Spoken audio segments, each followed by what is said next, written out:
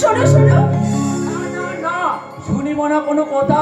ওগো দেবী, পঞ্চবটি বনে রাম সীতা থাকো দোয়ের কুটির বাজারে, দাঁড়ি হয়ে রইবে অনুক্ষণ, সিনি অভিজ্ঞ অনুজ লক্ষণ।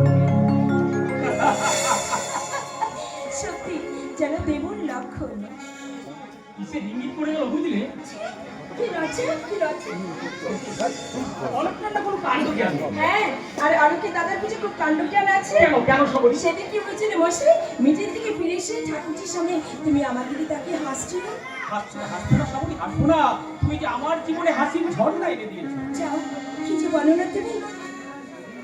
তুমি আজও কেঁদেছো সবরি? না না, কাঁদবো কেন, কাঁদবো কেন? দিদি তোমাকে কিছু বলেনি? না না, ঠাকুরজি আমাকে কিছুই বলেনি। তাহলে তোমার এই চোখ দুটো লাল কেন সবরি? একটা পোকা উড়ে এসে চোখে পড়েছিল তাই। একটা পোকা তো আর দুটো চোখে পড়তে পারে না সবরি। না মানে? সবরি, মিছি মিছি লুকিয়ে কি লাভ? আমি জানি আমার দিদি কি, আমি জানি সে তোমাকে না না না সারাদিন আমি কারখানায় কাজে আমি করে থাকি, সংসারে সবটুকু হিসেব আমি রাখতে পারি না।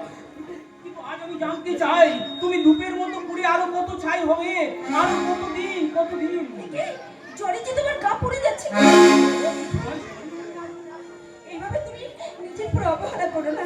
দিন রাত কেটে কেটে শরীরটাকে তুমি মাটি করে ফেলো না।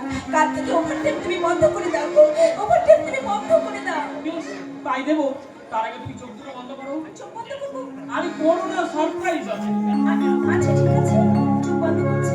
হয়েছে?